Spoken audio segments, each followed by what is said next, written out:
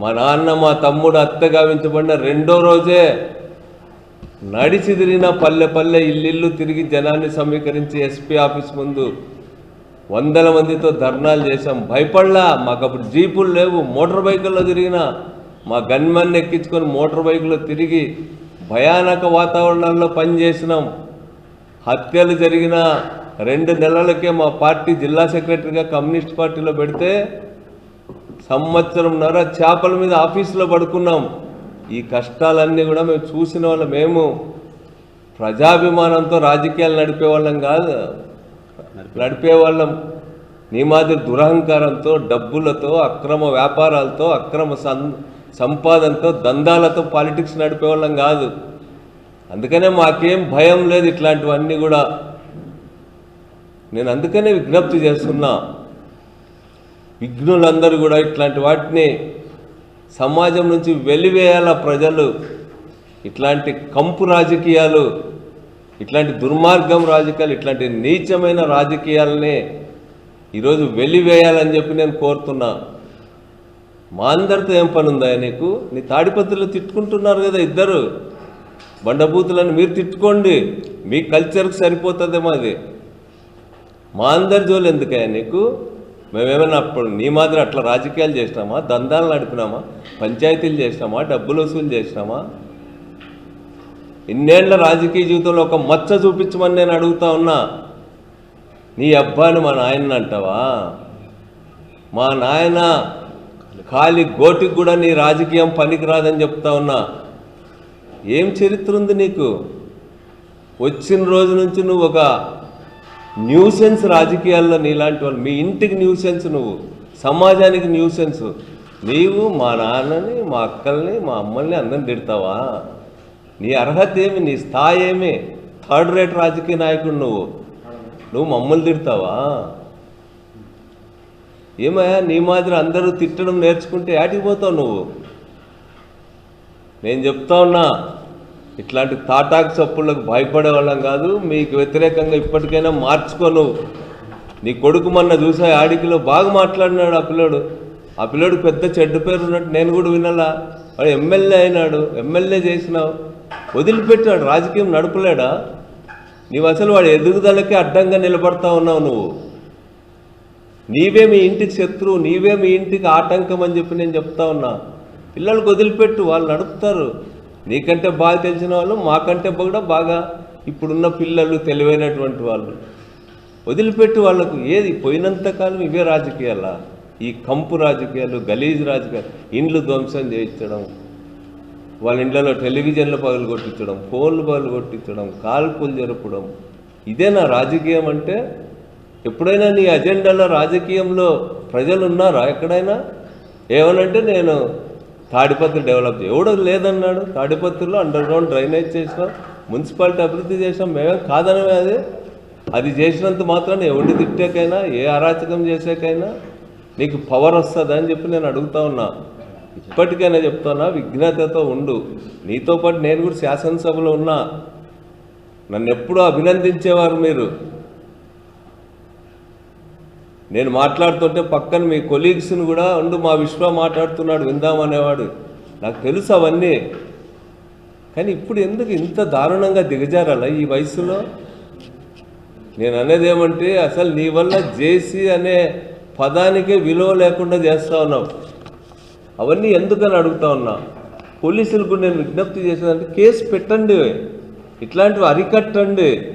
ఎక్కడికి దారి తీసావు? మీ పోలీస్ ఆఫీసర్ని తిడతాడు, ఎస్పీ గారితో సహా అందరినీ తిడతాడు, ఇంకో రోజు పొగుడుతాడు.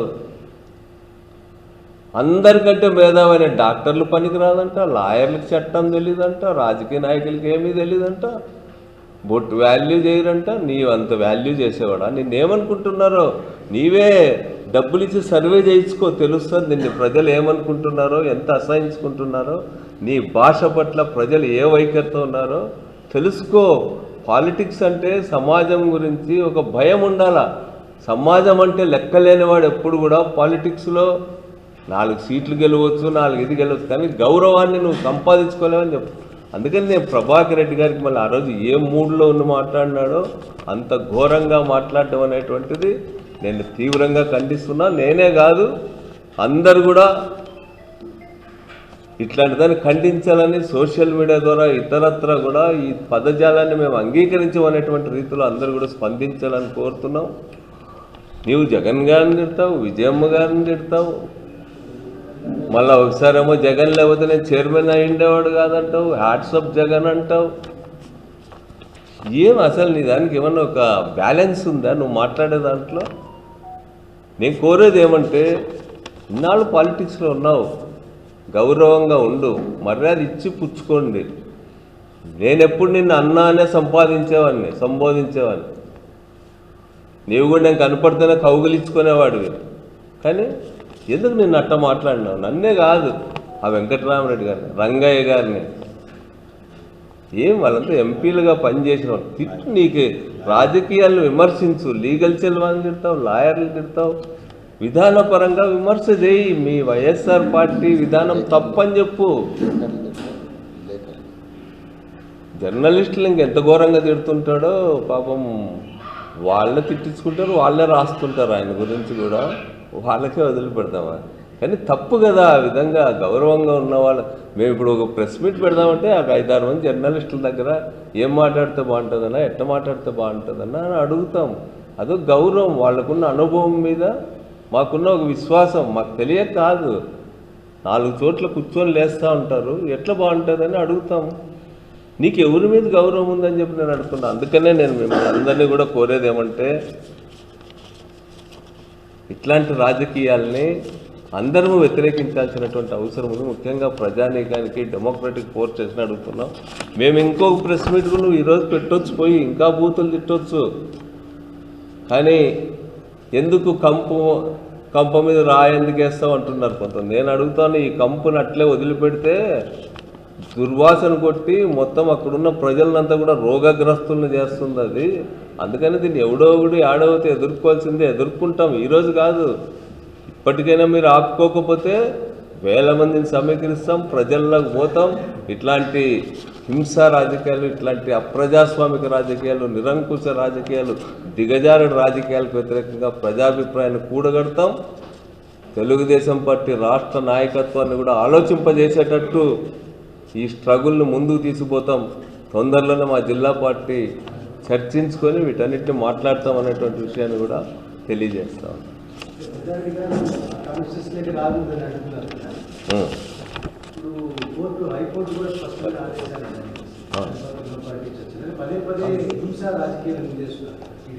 నేను అదే చెప్తున్నా. అసలు వీళ్ళకు అప్పుడప్పుడు ఏదేదో కోర్టులు అంటాడు, ఏదేదో నేను చదివినా చట్టాలు అంటాడు. నీ గౌరవం ఉంది అంటున్నా. సుప్రీంకోర్టు చెప్పింది, హైకోర్టు చెప్పింది రాజకీయాలు చేసుకోవచ్చు, ఆయన రాజకీయంగా స్వేచ్ఛగా తిరగనీయండి అంటున్నావు. నీ అధికారాన్ని అడ్డు పెట్టుకొని వక్ర భాషలు చెప్తూ, రాంగ్ ఇంటర్ప్రిటేషన్స్ చెప్తూ, అసలు కోర్టులు చెప్పిన దాన్ని కూడా నువ్వు అమలు చేయవా? కోర్టులు అంటే కూడా గౌరవం లేదా మీకు? చంద్రబాబు నాయుడు గారిని కూడా అడుగుతా ఉన్నా, మీరేం చెప్పరా ఇట్లాంటి వాళ్ళకి? మీకు తెలిసే జరుగుతూ ఉందా ఇదంతా? లోకేష్ గారి ఆదేశాలతోనే పోలీసులు ఆయనకు అంత స్వేచ్ఛ ఇచ్చినారా అని నేను అడుగుతా ఉన్నా. మాట్లాడండి, మీరు కంట్రోల్ చేయండి. ఇట్లాంటివి చాలా నీతి మాటలు చెప్తూ ఉంటారు కదా, చాలా గొప్ప గొప్ప మాటలు చెప్తూ ఉంటారు కదా. మీరందరు చూడలేదా మమ్మల్ని అందరినీ రాజకీయాల్లో? ఆ మాట్లాడుతూ ఉంటే అసలు ఇంట్లో ఆడవాళ్ళు ఏమంటా ఉన్నారు నువ్వు మాట్లాడదాన్ని చూసి? ఈరోజు నా భార్య కామెంట్ చేస్తూ ఉంది, రేపు నేనట్టు మాట్లాడితే నీ భార్య కూడా కామెంట్ చేస్తుంది. వాళ్ళకి మనం ఎంత దుర్మార్గులమైనా భార్యలకి మనమంటే ఒక గౌరవము, ఒక ప్రేమ, ఆప్యాయతలు ఉంటాయి. అందరినీ చూడాలి ఒక విషయం మాట్లాడేటప్పుడు. ఏదో ఇంత మీసాలు ఉన్నాయి, ఇంత గడ్డం ఉంది, డేరా బాబాని ఆదర్శంగా తీసుకొని ఈరోజు నడుస్తూ ఉంటే దాన్ని ఎవడు అంగీకరించరు. మీ ఇంట్లో వాళ్ళు కూడా అంగీకరించరు అని చెప్పి నేను అటు చెప్తా ఉన్నా. అందుకనే ఇప్పటికైనా మళ్ళా మీసాలు దువ్వద్దు రేపు ప్రెస్ మీట్ పెట్టి. లేకపోతే నీ వెనక తోడేళ్ళు ఉన్నాయి, నువ్వు అక్రమ వ్యాపారాలు చేస్తూ జీతాలు ఇచ్చి పోషిస్తున్న వాళ్ళతో ప్రెస్ మీట్లు పెట్టి తిట్టియొద్దు. మంచి రాజకీయాలు చేద్దాం. ఎన్ని లేవు, ప్రజల సమస్యలు లేవా? అభివృద్ధి చేయడానికి అధికారం ఇచ్చినారు, 160 సీట్లు ఇచ్చినారు. ముఖ్యమంత్రితో కూర్చో, ప్రైమ్ మినిస్టర్తో కూర్చో, ఇంకోని దగ్గర పో, ఫండ్స్ తీసుకురా, బాగా చెయ్యి. అవన్నీ వదిలిపెట్టి ఏందో ఈ కంపు రాజకీయాలు పెట్టుకుంటా 24 గంటలు అదేనా జిల్లా ప్రజలకి? ఇంకో సమస్య లేదా? రేపు పంటలు పండుతాయో లేదో, వెళ్ళినేనో వస్తుందేమో, ఎరువులు లేవు, ఇంకోటి లేదు, ఇన్ని సమస్యలు పెట్టుకొని నా కొడుకు అనుకుంటూ తిరుగుతావా రోడ్లో?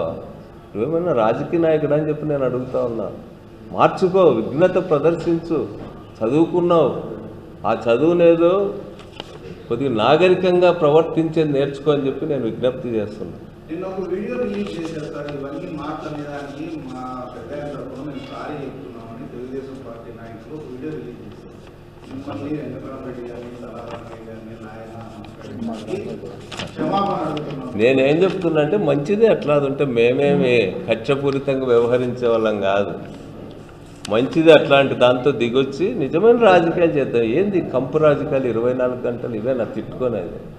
నేను ఎన్నేళ్ళలో నన్ను బాగా గౌరవించేవాడు, నేను కూడా ఆయన అన్న అనేవాడు. వాళ్ళ కుటుంబంలో కూడా నేను పోతేనే అందరు చాలామంది నిలబడుకుంటారు, కానీ నేను పోతేనే చీర లాక్కొని కూర్చుంటాను, నేను పోతేనే వాళ్ళు కూడా కూర్చోమనేవాళ్ళు. ఇప్పుడు ఎందుకు ఇట్లా మాట్లాడితే మేము ఊరుకోండి. దేశం అంతా అదేమో అంటారు, బజార్లో తిట్టి ఇంట్లోకి వచ్చి కాలు పట్టుకున్నట్టు ఓ చిన్న వీడియోలో ఎవడో అనామకంతో పెట్టించినాడు అని చెప్తా ఉన్నాను. ఇప్పుడు నా మీద తిట్టిండేటివి ఎన్నిపోయినాయి, ఎంతమంది ఫోన్లు చేస్తున్నారు, వాడేది నిన్ను కూడా అంటాడా అని. లాస్ట్ గవర్నమెంట్ లో వైఎస్ఆర్సీపీ గవర్నమెంట్ లో ఎస్వి రవీంద్రారెడ్డి అంటే అలియాస్ పొట్టి రవి అనే వ్యక్తిని 5 సంవత్సరాలు కనీసం తాడిపత్రికి రానిలేదు. అప్పుడు ఏమైంది ప్రజాస్వామ్యం? వాళ్ళు కూడా సుప్రీంకోర్టు నుంచి ఇప్పుడు కాదమ్మా, నేను ఒకటే అంటున్నా, ఇప్పుడు నీ ఇంటి మీదకి వచ్చినప్పుడు అప్పుడంతా కూడా ఎవరు నీకు జిల్లాలో వేరే ప్రాంతం నుంచి వచ్చి ఏంపా ప్రభాకర్ రెడ్డి నీకు ఇట్లా జరిగిందా, నీ కన్నీళ్ళు దూడ్చిపోయిన వాళ్ళు ఎవరైనా ఉన్నారా? ఎందుకు లేరు? దుష్టులు దూరంగా ఉంటామనుకుంటారు. నువ్వు ఇప్పుడు నా మీద దాడి జరిగింది అనుకో, నలుగురు వచ్చి మాట్లాడించాలి కదా మా పార్టీ లీడర్లను. నీ పార్టీ వాడు రానప్పుడు మేము రాలేదంటాం. మేము ఎట్లా వస్తాం? ఒక పార్టీలో ఉండి అదే పార్టీ వాడి మీద నువ్వు కంప్లైంట్ చేసేటప్పుడు మేము ఆయనకు చెప్తాం, పెద్దారెడ్డి గారు అదేదో జరిగినప్పుడు అందరం మంచిది కాదు, అది బాగాలేదు, దానివల్ల మనకు చెడ్డ పేరు వస్తుంది అన్నాము. అంతకు మించి బజార్లోకి వచ్చి అరుస్తాం. నీ పార్టీ వాడే చెప్పడంలా.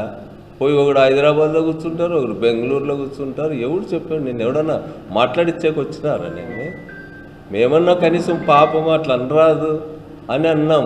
మీ వాళ్ళు అది కూడా అనలా, బాగా జరిగింది వీడికి అనుకున్నారు మీ వాళ్ళు.